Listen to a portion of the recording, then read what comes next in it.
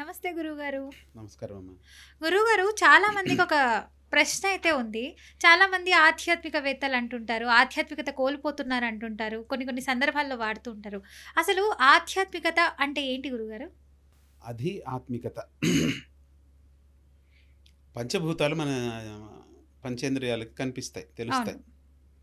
భూమి, గాలి, నీరు, హ్మ్. నిప్పు. నిప్పు, సూర్యుడు. హ్మ్. నిప్పు అంటే సూర్యుడు అనమాట. అగ్ని, ఆకాశం. హ్మ్.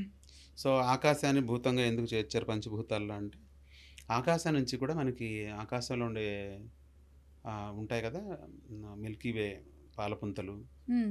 చాలా చాలా ఉన్నాయి. మల్టీవర్సెస్ అంటున్నాం. ఒక యూనివర్స్ మిల్కీ వే. లేదు. హ్మ్. మిల్కీ వే.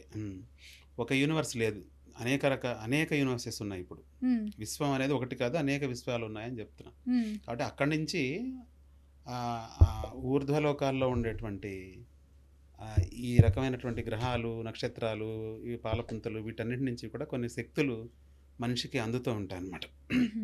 ఈ రోజుల్లో తగ్గిపోయింది పొల్యూషన్ వల్ల, మనకు నక్షత్రాలు కనపడడం లేదు అవును. సిటీలో. పైగా ఆరుబయట పడుకునే వాళ్ళు కూడా లేరు ఇప్పట్లో. హ్మ్. సమ్మర్లో ఆరుబయట పడుకునే వాళ్ళు కూడా. అవును. ఇప్పుడు ఏసీలు వచ్చేసాయి కదా గురువుగారు. సో అది ఆత్మికత అంటే మన పంచేంద్రియాలకు, జ్ఞానేంద్రియాలకు కనపడనిది, వీటి ద్వారా తెలుసుకోలేనిది ఇంకొకటి ఉంది. ఈ ప్రపంచం మొత్తాన్ని నడిపిస్తున్న శక్తి ఒకటి ఉంది హ్మ్. అని నమ్మడం ఆధ్యాత్మికత. హ్మ్. స్పిరిచువాలిటీ అంటే హ్మ్. స్పిరిట్. ఆత్మ ఎక్కడుంది చూపించండి అని అడుగుతారు కొంతమంది. అవును. పరమాత్మ అని తర్వాత సంగతి, ముందు ఆత్మ ఎక్కడుందా చూపించినట్టు. హ్మ్. సో ఆత్మ అంటే సోల్ అనుకోవచ్చు, స్పిరిట్ అని కూడా అనుకోవచ్చు అనమాట. ప్రతి మనిషిలోనూ, ప్రతి జీవిలోనూ ఒక స్పిరిట్ ఉంటుంది. హ్మ్. స్పిరిట్ లేకుండా మీరు మాట్లాడరు అసలు. మీలో ఒక స్పిరిట్ లేకుండా మీరు పనిచేయరు. హ్మ్. మీలో ఒక స్పిరిట్ లేకుండా అసలు మీరు. స్పిరిట్ అంటే ఇప్పుడు నాలో ప్రాణం ఉంది కాబట్టి నేను మాట్లాడగలుగుతున్నాను. దాన్నే స్పిరిట్ అంటారా? స్పిరిట్ అంటే మీకంటూ ప్రత్యేకమైనటువంటి ఒక వ్యక్తిత్వం, హ్మ్. కొన్ని ఆలోచనలు, కొన్ని భావాలు. హ్మ్. నేను ఇది స్వభావం చెయ్యాలి, అంటారా? నేను ఇది చెయ్యాలి హ్మ్. ఆ? అనేది ఒకటి ఉంటుంది కదా. స్పిరిట్ లేకోకుండా మీరు ఏ పని చేయలేరు. హ్మ్. మీకంటూ ఒక ప్రత్యేకమైన స్పిరిట్ ఉంది. ఆ స్పిరిట్తోనే మీరు ప్రతి పని చేస్తారనమాట. హుహు. భౌతికంగా అది చూపించాలా అంటే సాధ్యం కాకపోవచ్చు, కానీ హ్మ్. ప్రతి జీవికి ఒక స్పిరిట్ అనేది ఉంటుంది. హుహు. ఆ స్పిరిట్తోనే పని చేస్తాం. హ్మ్. ఓకే. మీరు మిగతా వాళ్ళలాగా మీరు ఎందుకు లేరు? మిగతా వాళ్ళలాగానే మీరు ఎందుకు ఆలోచించట్లేదు? మిగతా వాళ్ళలాగా మీరు ఎందుకు చేయట్లేదు? హ్మ్. డిఫరెంట్గా ఉన్నారు, కంప్లీట్గా డిఫరెంట్గా ఉన్నారు. హ్మ్. కాబట్టి మీ స్పిరిట్ అనేది సెపరేటు అని. ఆహా!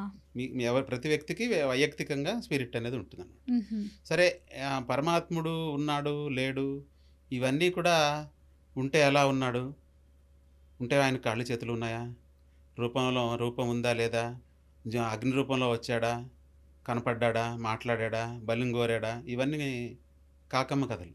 ఇప్పుడు అలా కాదు గురుగారు. ఇప్పుడు మీరు స్పిరిట్ అంటున్నారు. ఇప్పుడు మనకి ఎవరైనా ఫర్ ఎగ్జాంపుల్ ఏదైనా దెబ్బ తగిలిందనుకోండి, స్పర్శ తెలుస్తది. అదొక బాధ అర్థమవుతది. పెయిన్. ఓకే. నాకిది తగిలింది కాబట్టి నొప్పి అని తెలుస్తుంది. అలాగా మనకి స్పిరిట్ ఎలా తెలుస్తుంది? స్పిరిట్ అనేది నేను అనే దాని రూపంలో ఉంటుందన్నమాట. హ్మ్. నేనంటే ఇప్పుడు నేను అనుకోండి, లేకపోతే మీరు నేను అనుకోండి. హ్మ్. నేనంటే ఎవరనేది క్వశ్చన్ చేసుకోండి మీరు. నేనంటే నేనే నేనంటే పల్లవి ఎవరు? రౌత. నేనంటే ఎవరు? నేనంటే మీ శరీరమా? నేను యాంకర్‌ని అంటాను. అది కాదు. హ్మ్. మీరు యాంకరా ఇంతకుముందు? అంతకుముందు ఒక అమ్మాయిని. తర్వాత అంటే అర్థం కాలేదు. భవిష్యత్తులో కూడా యాంకరేనా? యాంకరే. కాదు. యాంకర్ ఈ ఆఫీస్లో ఉన్నంతసేపు. బయట బయట సామాన్య తల్లిదండ్రులకి, పర్సన్‌ని. కూతురు, అన్నకి, చెల్లి, మామకి. కోడలు. అది కాబట్టి అది కాదు. అంటే రోల్స్ మారుతూ ఉంటాయనా? నేను అంటే మన శరీరం కాదు. హ్మ్. నేను అంటే నేను నిర్వర్తించే కర్తవ్యాలు అంటారా? నేను అంటే నేను ధరించిన నగలు కాదు. హ్మ్. నేనంటే నేను పెట్టుకున్న కళ్ళజోడు కాదు. హ్మ్. నేనంటే నా జుట్టు కాదు. అమ్మో! నేను అని నన్ను బాగా ఆడుకుంటున్నారు మీరు. ఇవన్నీ తీసేయండి.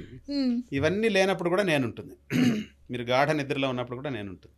హ్మ్. కొంతమంది గాఢ నిద్రలో ఉన్నప్పుడు కూడా మన ఆత్మ బయటికి వస్తుంది అంటుంటారు. అదేనా? సరే, బయటకు వస్తుందో లోపలే ఉంటుందో, లేకపోతే లోపల నుంచి హ్మ్. బయట నుంచి లోపలికి వెళ్తుందో అవన్నీ పక్కకు పెడితే, హ్మ్. గాఢ నిద్రలో ఉన్నప్పుడు కళ్ళు నేను మూసుకుంటాము. యాంకర్ని, నా పేరు ఇది అనే విషయాలు ఏం తెలియదు కదా. తెలియవు. లేదు. కానీ అప్పటికి కూడా ఆ టైంలో కూడా నేను అనేది ఉంది. హ్మ్. నిద్రావస్థలోనూ ఉంది, స్వప్నావస్థలో కూడా ఉంది. హ్మ్. ఆ నేననేదే సత్యం అనమాట. హుహు. ఆ నేను అనేది సత్యం.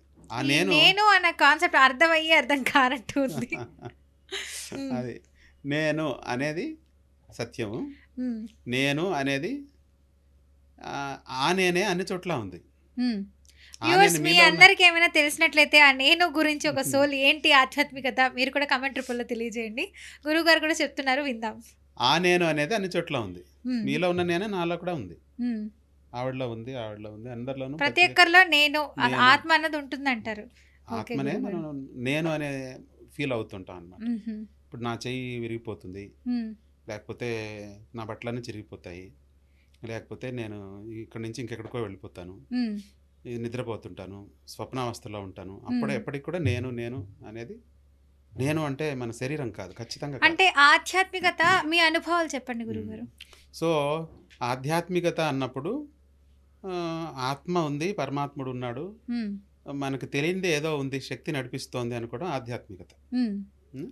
ఆధ్యాత్మికత అలాగని ఏదో ఒక పుస్తకంలోనో, ఒక వేదంలోనో, ఇంకొక పురాణంలోనో, లేదా ఒక మత గ్రంథంలోనో రాసినంత మాత్రాన హ్మ్. అదే దానిలో ఉన్న ఆ విషయాలు యాజ్ ఇట్ ఈస్‌గా ఏదో చిన్నప్పటి నుంచి వింటాము. హ్మ్. మనకు ఆ విధంగా ట్రైనింగ్ ఇస్తారు కాబట్టి, అవును. ఆ విధంగా కొంతమంది ఫీల్ కావచ్చు గానీ, వైయక్తిగతంగా ఎవరికుండే ఆధ్యాత్మిక అనుభవాలు వాళ్ళకే ఉంటాయి. హుహు. నాకుండే అనుభవాలు మీకుండవు. హ్మ్. మీకుండే అనుభవాలు పక్క వాళ్ళకుండవు. హ్మ్. కాబట్టి ప్రపంచంలో ఎంతమంది మనుషులున్నారో అన్ని మతాలున్నాయి అంటే అది. ఎవరి అనుభవాలు వాళ్ళవి, ఎవరి స్వభావాలు, ఎవరి ఎవరి మతాలు అనుభవాలు వాళ్ళవంటారా? ఎవరి అనుభవాలు వాళ్ళవి. హ్మ్. ఎవరి అనుభూతులు వాళ్ళవి. హ్మ్. ఎవరి భావాలు వాళ్ళవి.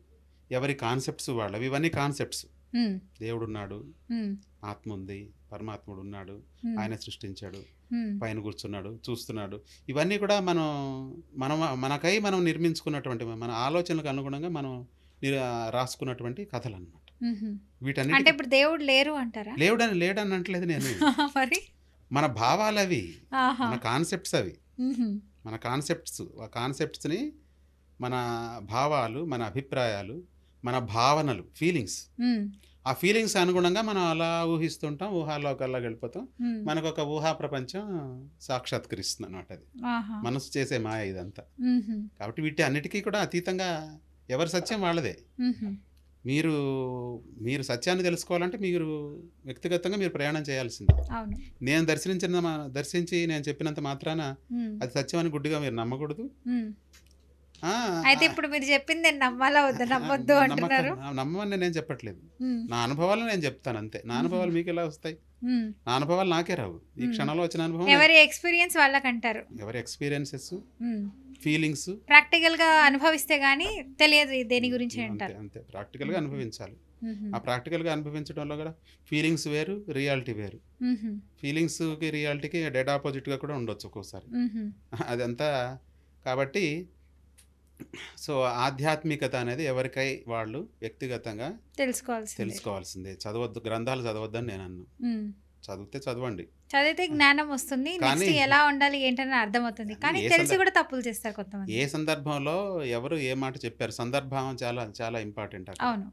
సో, ఏది ఏమైనా నేనేమంటానంటే ప్రపంచంలో ఎంతమంది మనుషులుంటే అన్ని రకాల మతాలున్నాయి. హ్మ్. ప్రతి ఒక్క మనిషికి తనదైన ప్రత్యేకమైన మతం ఉంటుంది. హ్మ్. ఎందుకంటే ఒక గ్రంథాన్ని లేతే ఒక ప్రత్యేకమైన పంథాన్ని ఫాలో అవుతున్నంత మాత్రాన యాజ్ ఇట్ ఈజ్‌గా ఆ గ్రంథంలో చెప్పినవన్నీ ఒక వ్యక్తి ఫాలో అవ్వలేడు. హ్మ్. అసలు అసాధ్యం అది. హ్మ్.